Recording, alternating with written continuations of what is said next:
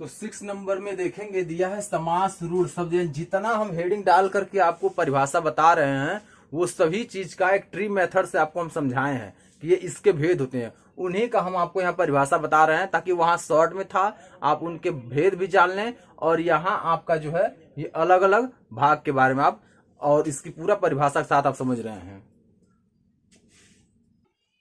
तो देखेंगे यानी समास रूढ़ क्या होता है, समास रूढ़ के बारे में बताएंगे। तो यहाँ आपको दिया हुआ है सामासिक शब्दों में भी कुछ शब्दों का अर्थ रूढ़ हो गया। जो कुछ शब्द ऐसे थे जिनका शब्द क्या हो गया, रूढ़ हो गया, उन्हें समास रूढ़ शब्द कहते हैं। उन्हें समास रूढ़ शब्द कहते हैं। समासिक शब्द बोले या फिर समास रूढ़ शब्द बोले, उनका अर्थ जब रूढ़ हो गया तो उनको बदल दिया गया, नाम समास रूढ़ हो गया। जैसे दशानन हो गया यानी 10 आनन, जैसे रावण। पीताम्बर हो गया पीला है अंबर। नीलकंठ हो गया नीला है कंठ, अर्थात पंचानन हो गया यानी पंचानन मतलब 5 मुख वाले, तो पंचानन हो गया।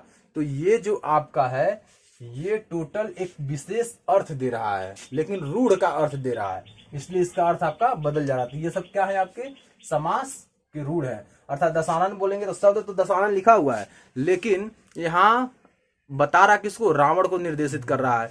यहाँ आपका नीलकंठ लिखा हुआ है लेकिन अर्थ किसको जा रहा है, यह शंकर को जा रहा है। वैसे ही आपका यहाँ पीताम्बर लिखा हुआ है तो पीताम्बर लिखा है लेकिन अर्थ कहाँ जा रहा है, गणेश जी को जा रहा है, क्योंकि वो पीला अंबर पीला कपड़ा पहने रहते हैं। तो ये जो आपका है यही होता है समास रूढ़। तो उम्मीद है समास रूढ़ भी आपको समझ में आ गया होगा।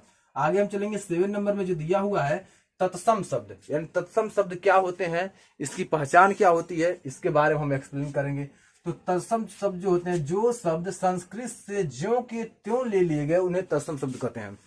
अब इसका बहुत ही आसान होता है। जो तत्सम शब्द होते हैं वो संस्कृत से जैसे ही आए वैसे ही हिंदी में भी प्रयोग हुए, कोई अर्थ में उसके परिवर्तन नहीं हुआ। जो तत्सम शब्द है वो संस्कृत से जैसे आए वैसे हिंदी में उसका प्रयोग कर लिया गया, इसलिए वह कोई परिवर्तन उसमें नहीं हुआ, इसलिए उसे हम क्या कहते हैं, तत्सम कहते हैं। और जो तद्भव था वह संस्कृत से आया लेकिन हिंदी में उसका अर्थ बदल गया और हिंदी में बदल कर अर्थ प्रयोग किया जाने लगा, इसलिए उसका नाम पड़ गया तद्भव शब्द। तो तत्सम की पहचान कैसे करते हैं, ये टोटल जो आपका होता है वो संस्कृत का होता है और जब उसका अर्थ निकालते हैं तो हिंदी में उसका अर्थ निकलता है। तो संस्कृत में जैसे क्या क्या हो सकता है, यहाँ आप देख रहे हैं ग्राम, ग्राम मतलब गांव होता है, भूमि मतलब जमीन होता है, प्रथम मतलब पहला होता है और अग्नि मतलब आग होता है। तो इनका जो अर्थ निकल रहा है वो आपका तद्भव है और जो आपका यहाँ दिया हुआ है वो आपका तत्सम है। तो तद्भव और तत्सम की पहचान आप कर लिए होंगे। आगे दिया है तद्भव, तो आप देखिए 2 लाइन में यहाँ लिख रहे हैं तत्सम, तत्सम तद्भव।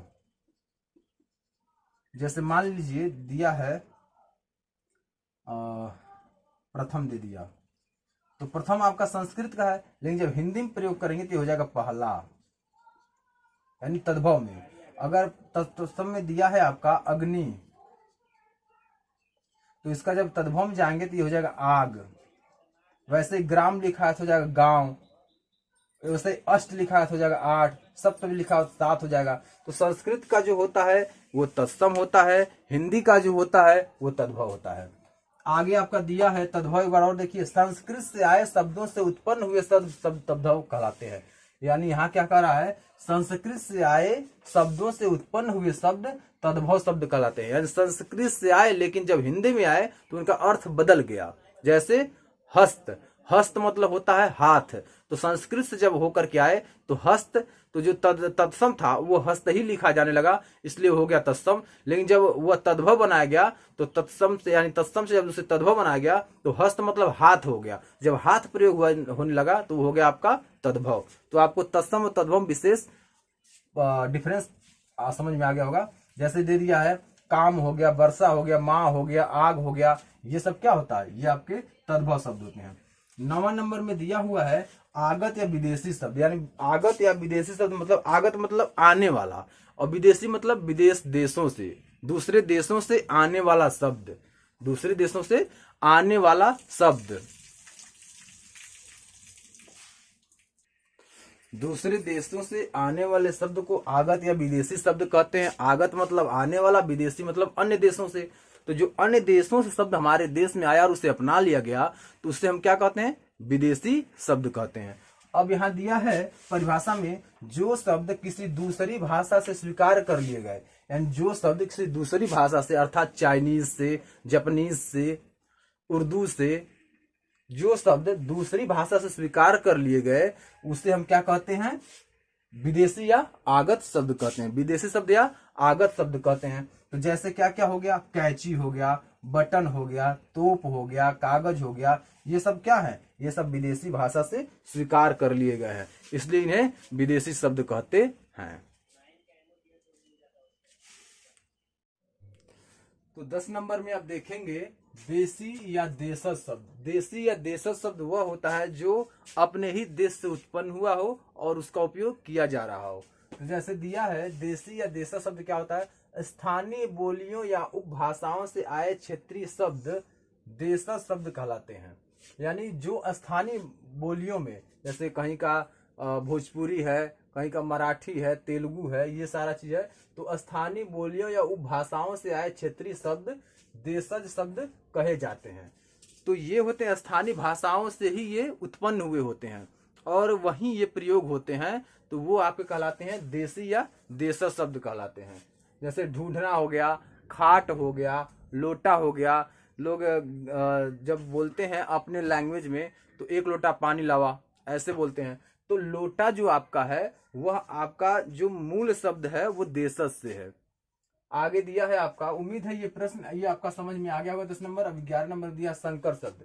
तो संकर शब्द क्या होता है, इसके बारे में पढ़ते हैं। तो संकर का अर्थ ही आप समझ रहे हैं कि संकर मतलब होता है जुड़ा हुआ। संकर मतलब जुड़ा हुआ। तो आप यहाँ देख रहे हैं, दो भाषाओं के मिश्रण से बने शब्द संकर शब्द कहलाते हैं। जब दो भाषाओं, उर्दू या फिर हिंदी या अंग्रेजी, तो दो एक शब्द में दो शब्द जुड़े करके एक शब्द बनाते हैं और उनका अर्थ अलग अलग,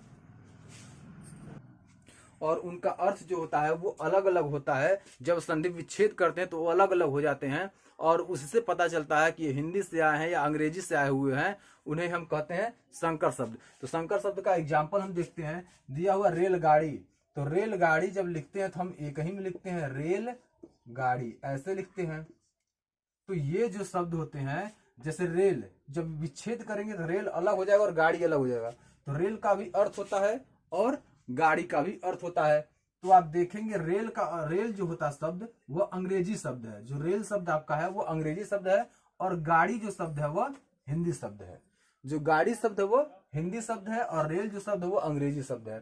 तो दोनों को जब मिला देते हैं तो आपका रेलगाड़ी बन जाता है। तो रेलगाड़ी एक क्या है, आपका शब्द बन गया। तो हिंदी और अंग्रेजी से मिलकर रेलगाड़ी बना, तो रेलगाड़ी आपका एक शब्द बना। तो ये दो भाषाओं से लिए गए हैं, अंग्रेजी और हिंदी से।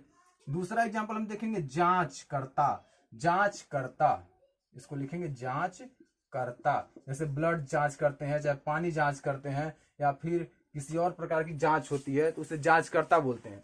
तो जांच है जो, ये जब वर्ण विच्छेद, जब संधि विच्छेद इसका करेंगे तो आपका जांच अलग हो जाएगा और कर्ता अलग हो जाएगा। जब जांच और कर्ता जब अलग होता है तो जांच जो शब्द होता है वो हिंदी का है। जांच जो शब्द है वह हिंदी का है और जो कर्ता शब्द है वो संस्कृत का है। तो ये जो जांच करता जो शब्द बना आपका हिंदी और संस्कृत से, दो भाषाओं से बन गया, हिंदी भाषा से और संस्कृत भाषा से बन गया, तो ये आपका जांच करता हो गया।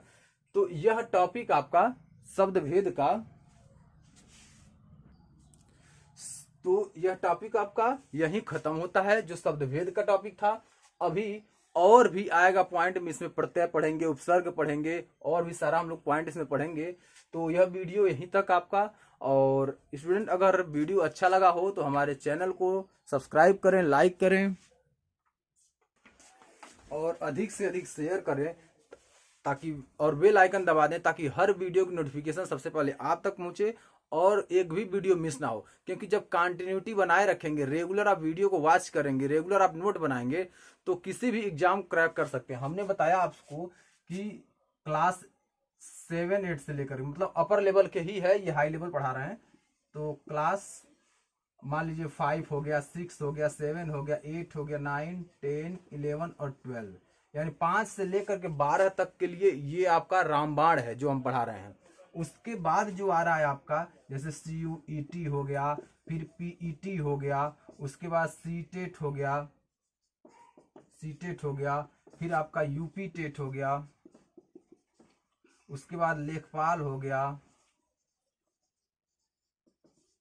लेखपाल के बाद आपका यूपीपी हो गया, यूपीएसआई हो गया, रेलवे हो गया,